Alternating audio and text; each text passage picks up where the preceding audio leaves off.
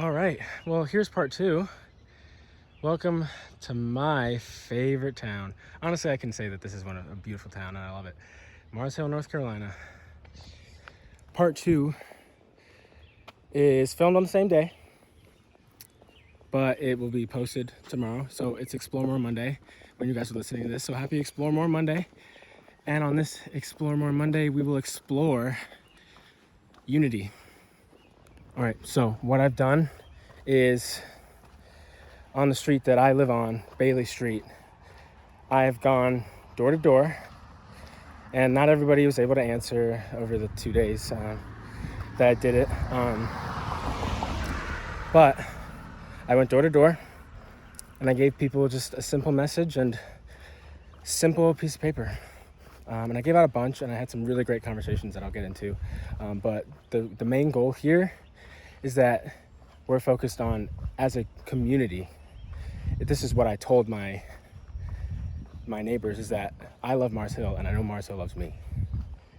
And we need to show the world that no matter where, even if it's, the South, this is, people would expect, oh, racism's everywhere here, right? No.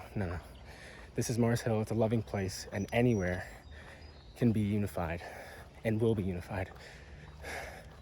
It's gonna be amazing. I'm excited to show you guys what we got. There'll be people outside of their doors, and there'll be some signs out there too that I just typed up. But it's about the fact that I like the less that I did, even though I just typed something in a Word document and printed it out, which we will see very soon. It's about like the fact that I spoke to these people and they had no doubt in their mind, like, oh yes, absolutely, we're going to support you, and whatever else you need, we're there for you. Like, you let me know if there's not enough support, we're going to do it. And that's one house that we're walking up right now on. His name is John. He's a father, and his daughter will be Natalie, next to him. But this is going to be, hopefully it's going to be beautiful. It'll show unity, and it'll show everybody in the world that, hey, this is where racism is most prevalent, right? In the Carolinas, like, that's where people think it is. Like, well, no, why don't you watch out, and why don't you figure out that, we have something for you. Yes, ma'am. Well, listen, here's something. My church, the Methodist Church. Yes, ma'am. We're having a Zoom. We're starting a Zoom program. We have 2 or 3 going, but we have a Zoom program going. It's on that paper. Tuesday at 7 p.m. It's about race relations. And we had our Sunday school this morning, and I told our minister, I said, I met this most wonderful young man from Mars Hill College, University, and he was doing some equality things. And so I'm going to tell him about that. She said, that's beautiful. Please do, so you join us. Yes, ma'am. Give us some insight. Be sure to do that, and I'll be sure to tell everybody else. Thank you so much. Right. Well, make sure you do. Yes, Bye-bye. thank you. Thank you so much. Thanks for what you do. Yeah. All right, guys, look at this. Oh, by the way, that was just a simple one person showing me love. This is exactly what I'm talking about. And we just pulled up to John and Natalie's, and this is all I put on the paper. It's just showing that, like, we're together and we're not gonna be divided. And that's what some people want, to divide, because in that way it's easier to break us apart and take us down. But if you look over there they are. Awesome. It's John and Natalie. Beautiful. Thanks, guys. Man, this is exactly what Mars Hill's about, and like, it's fantastic. All right, and next up, he's deep down there. I met an elderly man as I was walking, and we had a very long, he actually put me off of my time that I thought I was gonna get this done in. I have to go down here because he asked me for 2, this elderly white man, he asked me for 2 pieces of paper. His name's George. Look, he put 1, there you go, 1 on his window and 1 on his door. Ah, George, did he forget then?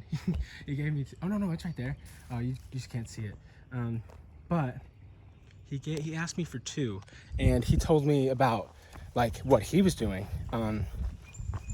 like, years and years ago, when this was an issue, when this was a huge issue, and the riots were happening in the 60s, and like, he he had never even been a man of Christ, he said, before Donald Trump, and how much of an issue that became. But like, he talked about how this is just wrong, and like, he's been fighting for this his whole life, and it's like, this is beautiful. I'm making this video, and I will say that probably that word 1,000 times in this video, but I'm making this video just to show you and show everybody that unity unity is key. And with this unity that we have, we will be unstoppable. We will be unstoppable. There's a professor that lives here. She was also, she was full on support as well. It was beautiful. But also I want to bring up something about my past experience. Oh, and look at this, another one right there, guys. I'm telling you, this is like, this is important to me, and I will get into why even just unity and even the simplest of things, because I'm about to digress, but the simplest of things, I gave them a sheet of paper and said, just please put that on your doorstep. And I did that because I wanted to make it minimal, easy for everybody to do, and the fact that it's not a place where we're like extremely active. And I also thought that this would be a good pilot. My street and a simple piece of paper, because I'd love to do some more demonstrations. If the people of Mars Hill would also love to do it too. There, another one right there on their door. Yep, I can't find their door. Oh, yes I can. There you go, another one. That's something. It's progress. It's called progress, and it's called support, and it's called unity. But I was watching something about a man named Emmanuel Nacho, and it was on Instagram. Boy, it's hot now. And it was about, like, it was titled Uncomfortable Conversations. And I mean, he raised a lot of points that I already knew, and some that I didn't. But also the fact that, like, we need to start having these uncomfortable conversations with our non-blacks, and especially white people, because we need them to know what it feels like. And that is the most important part. It's education. Educating people that are unaware. And it's okay to be unaware and to not know. Just, you need to have an open mind and togetherness, and an idea that your mind can be changed. All right, we're strutting along. And yes, another professor right there. Oh man, and their baby. I will not reveal who that is, but beautiful. I mean, just simple and beautiful. But I also realized that in those uncomfortable conversations that Emmanuel Nacho was talking about, he talked about his experiences, and it prompted me as a part of this video to talk about mine. And he said something that, I mean, I guess I didn't really think about, but it's pretty much in my subconscious. And it's that we have to calculate our every single move as black people, and especially as black men, right when we step out of our door. And he's right. I have neighbors just all around me, obviously around here, that are white. And when I want to create this image, I have to create an image that is not only acceptable to my black community, but to everybody, and to be more wary of that's another one right there, another one right there. Oh my gosh, there's another right there, and look at this. This is my almost next door neighbor. Look at that. It says, "Together for everyone, we are Mars Hill. Hashtag Black Lives Matter." That is much bigger than what I gave her. But yes, fantastic. I also forgot to show you that she's sitting right there. Thank you, it's beautiful. Thank you so much.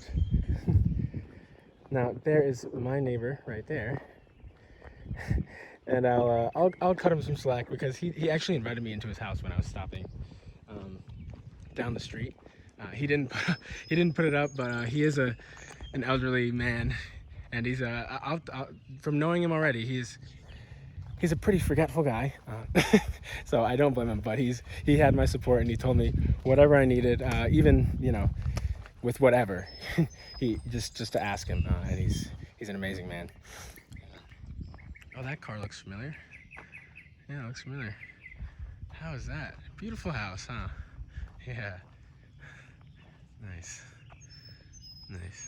I didn't, maybe I should have put it on the door. I did put it, I put it on our bench. Oops.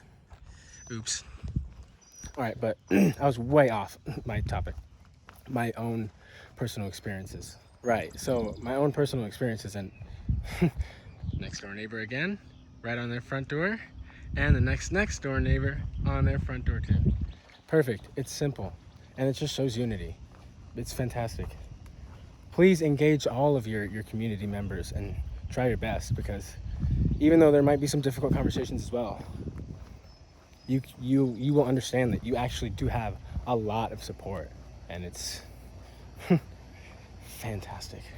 Okay, so back to my own experiences, and I had to think to myself, my own Marsville baseball buddy over there's got his up too. That's fantastic. So I had to think about my own personal experiences. There's a man coming that's jogging,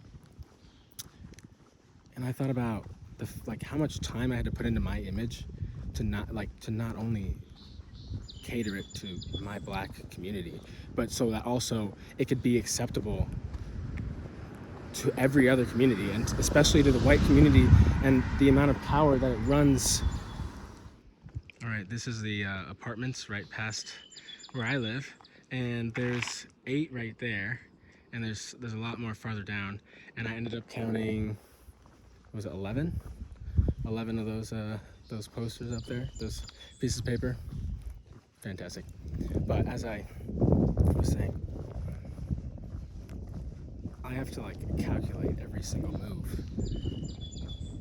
just to not only be better, but so that it's acceptable for everybody, and especially for white people.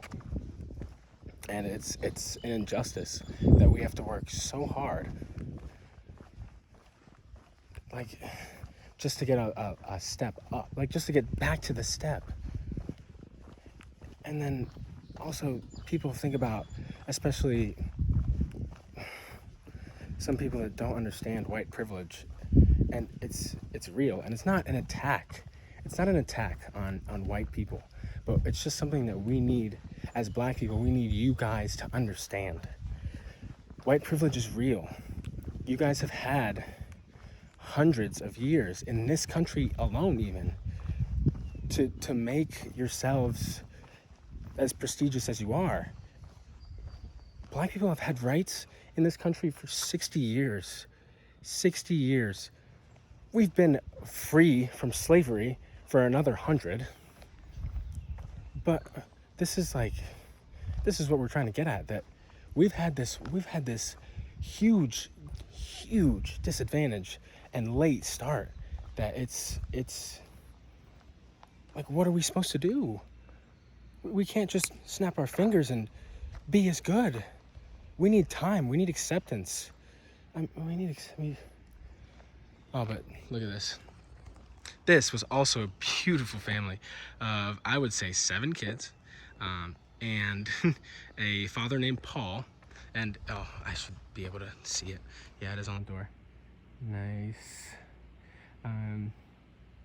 Beautiful family, and father named Paul.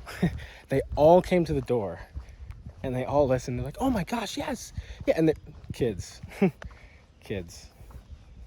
educate your children the right way, because this kind of stuff is taught.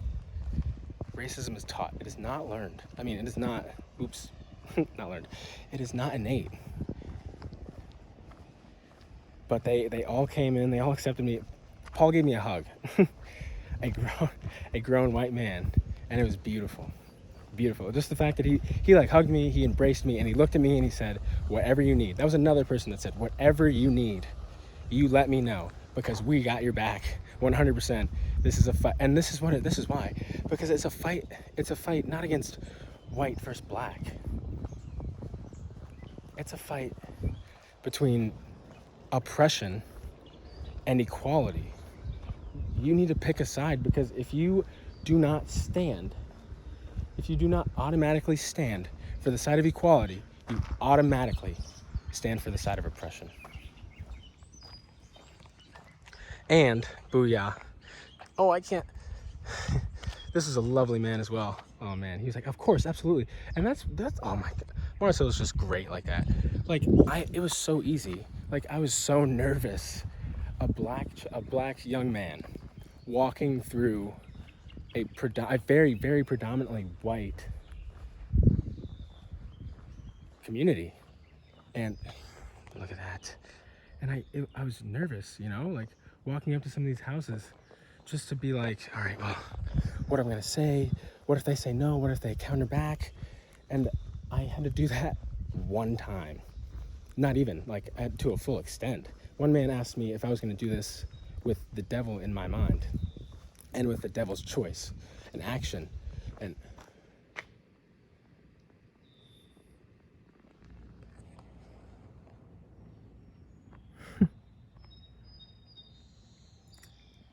that is fantastic. Trust me, if you aren't moved by this, and then please, you're not fighting with us. You are not fighting with us. We need you. We need every single one of you to fight with us. Especially white people. We need you to use your privilege. And there are videos of people using their privilege to help. And that's fun. That's exactly what we need. Exactly. And it's beautiful. Beautiful when people use what they have, their own skills and their own power, to create change. And we have already created change, because the United States Marine Corps has just recently banned all Confederate flags from being displayed, as it completely, they said, goes against what they stand for, what we are working toward, and that is towards a greater and bigger. They're waving to me. Oh, look at that. Fantastic. Sir, Yes, ma'am. are you involved with the march? Yes, ma'am. Can you come here? My friend is talking to someone Can I come here? on the telephone, Of course. and apparently that someone has some questions. So they're both. Okay, we just had a major development. So, okay, what I was doing was that this was going to be the first solo run, like solo walk. And it was going to be like a test run for like just to see how many people supported and how many people were like into the idea of actually having a walk in Marseille together. Well, one of the men that lives on my street has like 2,000 followers or friends on Facebook, and he put it on blast. And I told him it was going to be a solo walk, but I guess he didn't hear that part, but it's fine. But he got people from South Carolina to come and like other places, and they were like all for it. So I'm stopping where I was. We're going to go even farther, just down the same road. But this just turned to be even bigger. So you guys enjoy it, but this video just got way longer than I thought I was going to get. As I said, beautiful family. And that's Marcel for you. An update.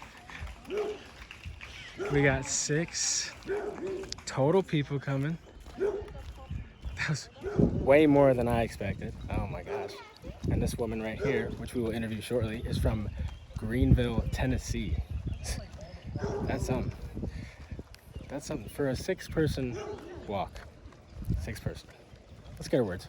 All right. So I've been thinking a lot about why this moment in time is different, and why there seems to be so much more support. And so aside from the fact that it's on video and people seem to believe things they can see better than what they can't see, they even understand things better when they can see them. The video was extremely graphic. So that was one thing, and I thought, well, what else? It can't just be a video, because people can make videos, so it can't just be that. And then I thought, well, we've got millions of people that are unemployed and in the same boat right now. It doesn't matter what color, nationality, or creed they are. The virus doesn't discriminate, and it's taken a toll on a lot of people of different backgrounds. And so we've got that. And then along with the virus, we have a lot of people that are out of work right now. And when you're out of work and you're staying home more, you're slowed down a little bit, and you have more opportunity to be aware of what's around you and be alert and awake and feel. You have time to feel. And I think when we're so busy going around and we're working, all the time, we don't have that time. And it's very easy for us to just focus on our own lives and not pay attention to what's going on outside of us. And I think all those together were like the perfect storm. Absolutely. A blessing in disguise. Absolutely. Yeah. Absolutely. Thank you, Janine. Thank you. This is a beautiful neighborhood. The support continues. This is fantastic.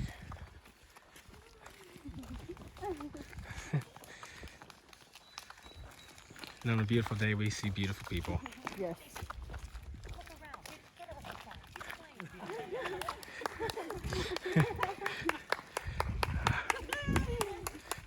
Hi, Dad. Thank you. Thank you.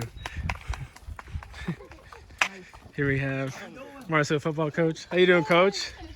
Y'all doing good? Yes, sir. We appreciate your support. Yeah. Thank you.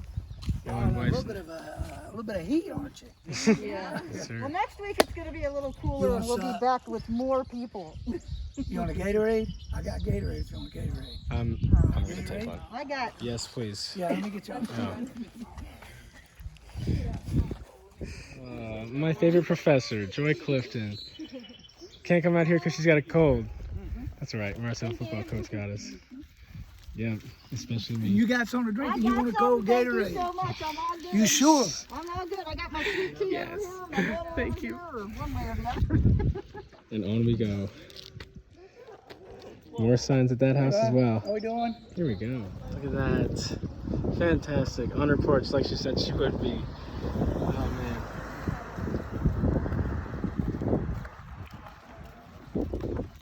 What is that? Oh, yes. Our very beautiful, simple sign.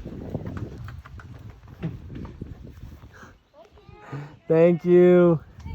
I had to get under there. Under their trees. There it is. Perfect. And beautiful. All right. And I want to thank you 5 people because initially I thought this would be a one-man job at the start.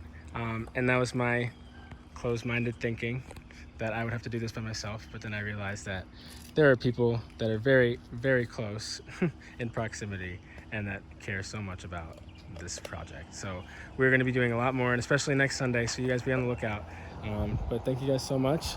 And from all of us, we will see you next week.